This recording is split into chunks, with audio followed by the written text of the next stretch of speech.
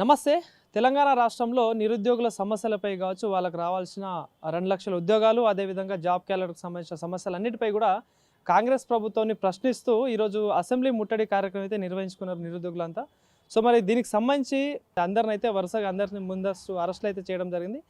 So మరి ఈ నేపథ్యంలోనే కొంతమంది మనతో పాటు నిరుద్యోగులు అయితే ఉన్నారు. ఒకసారి వాళ్ళతో మాట్లాడదాం. మరి వాళ్ళ సమస్యలు కావచ్చు, ప్రభుత్వం నుండి రావాల్సిన వాళ్ళ నోటిఫికేషన్లు కావచ్చు, వీటన్నిటి గురించి చర్చిద్దాం. అన్న నమస్తే. సో ఏంటి అంటే ప్రధానంగా 2 ఏళ్ళు దాటిన దాదాపుగా 3వ సంవత్సరంకి వస్తూ ఉంది కాంగ్రెస్ ప్రభుత్వం వచ్చి. మరి ఏంటి నిరుద్యోగుల సమస్యలు ఇప్పటికీ పరిష్కారం కావా అంటే ఏం చెప్తారు? పరిష్కారం అంటే వాళ్ళు సీఎం ప్రమాణ స్వీకారం చేసిన రోజు నేను కేవలం నిరుద్యోగుల వల్లనే నేను రోజు ముఖ్యమంత్రి అయినా అని చెప్పారు. కానీ 2.5 సంవత్సరాల నుంచి నిరుద్యోగుల్ని ఏ రోజైనా అట్లీస్ట్ ఒక 10 మినిట్స్ మీ సాధక బాధలేంది, మీ సమస్యలేంది అని చెప్పిరా? చెప్పలేదు. అట్లీస్ట్ ఒక క్లియర్గా ఇప్పుడు మేము 70,000 అని చెప్పినాం అని చెప్తా ఉన్నాడు. ఇప్పుడు మేము ఒక వైట్ పేపర్ రిలీజ్ చేసినాం. అఫీషియల్గా వాళ్ళే కదా రిలీజ్ చేసిన వాళ్ళు, ఇచ్చింది నోటిఫికేషన్లు రిలీజ్ చేయాలిగా. లేదు. మూడో అంశం ఏంటంటే ఏ రోజైనా అరే బాబు ఇప్పుడు లీగల్గా ఇష్యూస్ ఉన్నాయి, జీవో నెంబర్ 29 ఉంది, జీవో నెంబర్ 46 ఉంది, కొన్ని లీగల్ ఇష్యూస్ ఉన్నాయి, మేము కూలంకషంగా అన్నిటిపైన కమిటీలు వేసినాము, దానిపైన అన్నీ సవరించుకున్న తర్వాత అన్నీ ఒక క్లారిటీకి వచ్చినాక 100% మేము ఇస్తాం అనేది ఎప్పుడైనా చెప్పిరా? వాళ్ళు ఏం చెప్తుర్రో వాళ్ళకే తెలియదు. ఇవన్నీ ఏంటంటే జస్ట్ పూట గడవడం కోసం ఇవన్నీ కూడా న్యూస్ పేపర్లల్లో, ఎలక్ట్రానిక్ మీడియాలో, ప్రింట్ మీడియాలో తప్పితే పెద్దగా 2.5 సంవత్సరాలలో ఇప్పుడు ఫర్ ఎగ్జాంపుల్ నిరుద్యోగ భృతికి 6,000 కోట్లు కేటాయించారని లాస్ట్ టైం చెప్పారు, ఈ టైం చెప్పారు. 6,000 కోట్లు ఇప్పటిదాకా అది అప్లికేషన్ ప్రాసెస్ తప్పితే రెండో దశకు రాలేదు. మరి 12,000 కోట్లు ఎటుపోయినాయి అంటే ఇట్లా అనౌన్స్ చేస్తారు. బొగ్గులో మైనింగ్ మనకింత ఇన్ని క్వింటాలు అని చెప్పి తీయాలని తీస్తారు. మరి డబ్బులన్నీ ఎటుపోతున్నాయి అంటే వీళ్ళు మినిస్టర్లు పంచుకోవడం, ఈ సంపద పంచుకోవడం తప్పితే రియల్గా పబ్లిక్ ఎవరికన్నా లబ్ధి జరిగింది అంటే ఎవరికి కూడా జరగలేదు. సో ఈరోజు కూడా ప్రధాన ఉద్దేశం ఏంటంటే ఈరోజు అసెంబ్లీ ముట్టడి చేద్దాం. ఇప్పుడు మేము ఒక అడుగు ముందలేస్తేనే, లేకుంటే ఇప్పుడు ఈ బ్రదర్ పడుకుంటే నైట్ వచ్చి డోర్ కొట్టి ఎత్తుకొని వెళ్తారు. ఇప్పుడు ఆ కుమ్మెర దగ్గర ఒకరు ఇట్లా ఆ పాపను బేబీకి చంపేసిరంట పట్టుకునే అంత చిత్తశుద్ధి లేదు. కానీ వీళ్ళు నిరుద్యోగులు, ఇప్పుడు ఇక్కడ ఉన్న వాళ్ళంతా నిరుద్యోగులు, వీళ్ళు నక్సలైట్లు కాదు, లేకపోతే టెర్రరిస్టులు కాదు. వీళ్ళ మీద ఉన్నంత శ్రద్ధ మరి పిలిపించి మాట్లాడొచ్చు కదా. అసలు ముఖ్యమంత్రికి బాధ్యత అయితే ఉన్నది కదా, ఆయనకు జవాబుదారితనం. నిరుద్యోగులు అంటే మెయిన్ కాజ్ కదా, మరి ఎందుకు చేయట్లేరు? నిరుద్యోగులు నోటిఫికేషన్లు వేయొద్దని చెప్పేసి రిటర్న్ ధర్నాలు చేస్తున్నారని చెప్పేసి గతంలో ముఖ్యమంత్రి మాట్లాడిన సన్నివేశాలు. సో ఎట్లా చూడొచ్చు? ఇప్పుడు నిరుద్యోగులు ఎవరైనా, ఇప్పుడు నీకు ఆకలి అవుతుంది, 3 రోజుల నుంచి అన్నం తినలేదు, అన్నం వద్దు అనటం, అన్నం కావాలంటవా?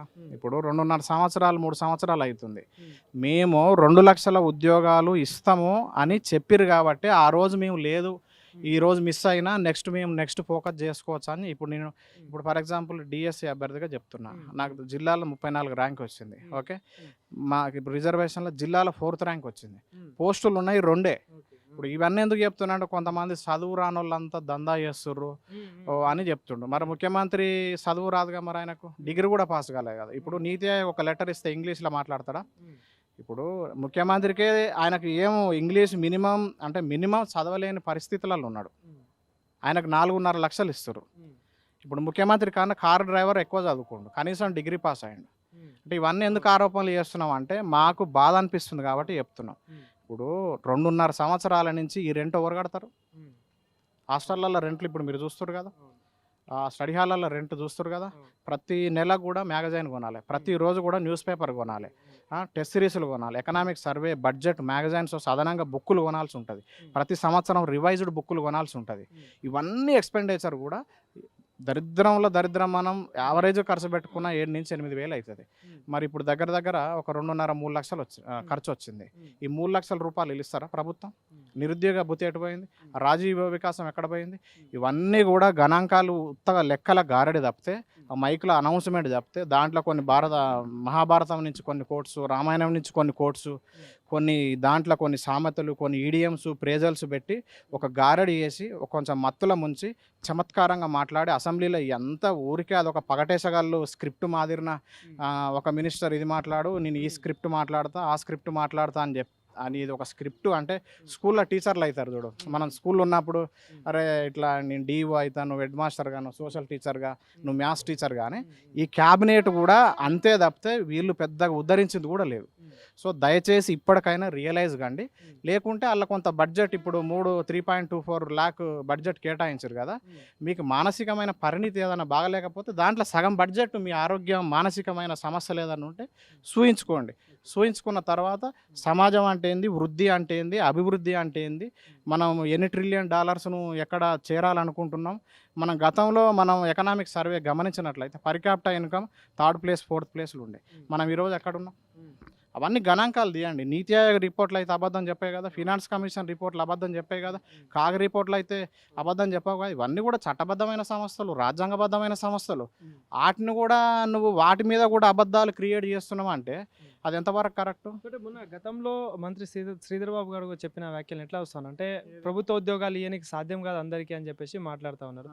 సో వాటిని ఎట్లా అంటే అప్పటిదాకా మాకు అవగాహన లేదంటవా? అంటే ప్రపంచంలో ఎక్కడైనా ఇప్పుడు తెలంగాణలో 4 కోట్ల మంది జనాభా ఉంది. 4 కోట్ల మందికి గవర్నమెంట్ జాబ్ వస్తుందని శ్రీధర్ బాబు సార్ చెప్పిన దాకా మాకు మెచ్యూరిటీ లేదా? శ్రీధర్ బాబు సార్ కాడ బాగా చదువుకున్న వాళ్ళు ఉన్నాం మేము. ఇప్పుడు నేను 20 వరకు చదువుకున్నా. శ్రీధర్ బాబు సారు ఆ రోజు డ్రెస్ చేసుకొని స్నానం చేసి వచ్చి మైక్ పెట్టుకొని అరే అందరికీ 4 కోట్ల ఉద్యోగాలు ఇవ్వడం సాధ్యం కాదు అంటే మాకు అంటే రియలైజ్ అయినామంటవా? ఇప్పుడు అందరికీ తెలుసు, ఇప్పుడు 2 లక్షల ఉద్యోగాలు ఉన్నాయని ప్రపంచానికి చెప్పింది బిస్వాల్ కమిటీ అని చెప్పి, బిస్వాల్ కమిటీ అని చెప్పి ప్రతిపక్షం వాళ్ళు ఉన్నప్పుడు చెప్పింది ఇదే కాంగ్రెస్ వాళ్ళు కదా. మరి బిస్వాల్ కమిటీ ఎక్కడ పోయింది? అది పోయినాక శాంతికుమారి కమిటీ అని చెప్పారు. శాంతికుమారి మేడం కమిటీ ఎక్కడ పోయింది? ఆ నివేదికలు ఎక్కడ పోయినాయి?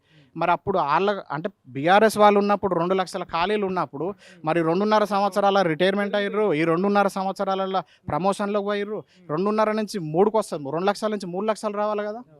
మరి ఇవన్నీ ఎక్కడ పోయినాయి? ఇవన్నీ కూడా క్యాబినెట్ కంటే, మినిస్టర్ కంటే అశోక్ నగర్లో అందరికన్నా హైయర్ ఎడ్యుకేషన్ చేసిన వాళ్ళు ఇంకా ఈ పగటేసగాళ్ళు చేసే ఈ స్క్రిప్ట్లు ఇవన్నీ కూడా మానుకోవాలి. చిత్తశుద్ధితోని నిరాడంబరంగా ఇప్పుడు మన సార్ పేరు బట్టి విక్రమార్క ఒకసారి ఏం చెప్పిండు, ఇది చాలా జాగ్రత్తగా పెట్టుకోవాలి, ఇది ఆషామాషి కారటి కాదు, ఈ కారటి పవర్ఫుల్ కారట, ఈ కారట మామూలు కారట కాదు, ఈ కారట మాత్రం సంతకాలు పెట్టుకోవాలి, మీరు తాళం పెట్టుకోవాలి.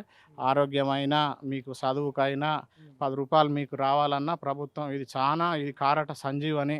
ప్రపంచంలో ఈ కారట ఎక్కడ చూసినా WHO పోయినా, యునెస్కో పోయినా, WTO పోయినా, ఐక్యరాజ్య సమితి పోయినా, యునైటెడ్ నేషన్స్ కౌన్సిల్కి పోయినా, ఎక్కడ పోయినా, నాటోలో చూపించినా, నీకు ఎక్కడ పోయినా ఈ కారట అనేది చెల్తుందని ఒకప్పుడు ప్రగల్భాలు పలికిండు.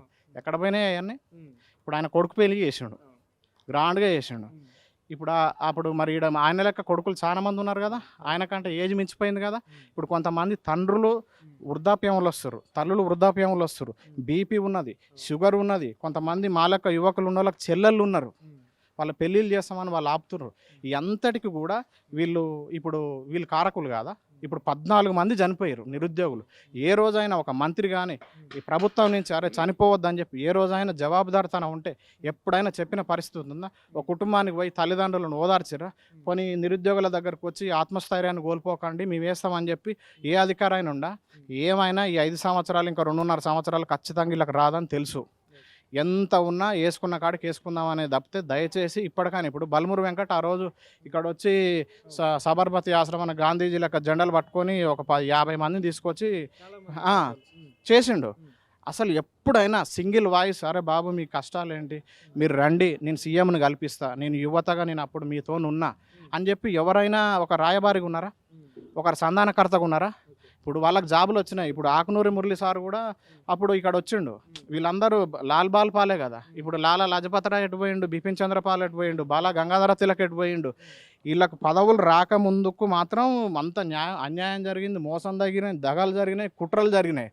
వీళ్ళకు ఒక గన్మెన్ ఒక ఫార్చునరీ ఇచ్చి అవన్నీ రాసేసరికి తెలంగాణ మొత్తం డెవలప్ అయిపోయింది. అసలు సమస్యలు లేవు, పేదరికం లేదు, ద్రవ్యోల్బణం లేదు, ఏ సమస్య లేదు, ఎక్కడ అన్యాయం జరగట్లేదు కదా. సామాజిక సంఘ సంస్కర్తలకు ఉండాల్సిన లక్షణాలు ఇయ్యనా? ఇప్పుడు ఫర్ ఎగ్జాంపుల్ మన కోదండరాం సార్ కూడా ఎందుకు వాయిస్ ఇవ్వట్లేదు నిరుద్యోగుల తరపున? అరే బాబు అందరూ రావాలని చెప్పి ఇప్పుడు రియాజ్ సార్ అయినా వీళ్ళందరూ చెప్పాలి కదా. అరే నేను ఇంతమందికి మేము లేసుకొని తిరిగినా, నేను ధైర్యం ఇచ్చిన అంటే నేను ఇక్కడ ప్రధానంగా ఇలా పేర్లు ఎందుకు చెప్తున్నా అంటే ఆ 2 లక్షలు ఇస్తారు అన్నప్పుడు ఇప్పుడు ఎవరైతే గట్టిగా తిరుగుతారో ప్రిపరేషన్ వదిలేసిరు అప్పుడు.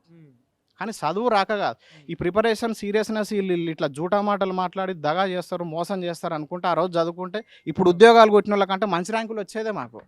కాకపోతే మేము ఎట్లా ఆశపడ్డాం అంటే 2 లక్షలు ఉన్నాయి, ఓకే ఇప్పుడు కాకపోతే ఇంకా 6 నెలల నోటిఫికేషన్లు వస్తాయి కదా, ఈ నోటిఫికేషన్లలో 100% మేము ఉద్యోగాలు కొడతాం అనే భరోసాతోనే మేము అప్పుడు డీలే చేసి వాళ్ళందరూ చదువుకుంటుంటే మేము రోడ్ల మీదకి వచ్చి బీఆర్ఎస్కి వ్యతిరేకంగా చేసి ప్రభుత్వాన్ని తీసుకొస్తే ఒక్కొక్కరు ఈపులు వాళ్ళ కొడితే ఈరోజు కోట రమేష్ డివైఎఫ్ఐ కార్యదర్శిని కొడితే ఏమైందో మనం చూస్తూ ఉన్నాం. అంటే దెబ్బలు కొట్టించుకోవడం కోసం వీళ్ళకు అధికారంలోకి తీసుకొచ్చినామా. సో ఇవి ఇప్పటికైనా రియలైజ్ అయ్యి వేస్తే మంచిగా ఉంటుంది, లేదు అంటే కర్ణాటక తరహాకు మించిందే చేస్తారు. ఎందుకంటే మనం తెలంగాణ అనేది పోరాటాలకు పురిటిగడ్డ, మనం ఇంకో రాష్ట్రం నుంచి నేర్చుకోవడం కాదు, మన నుంచి నేర్చుకోవాలి. సో ఇది ప్రధానంగా రిక్వెస్ట్ చేస్తున్నా ప్రభుత్వానికి.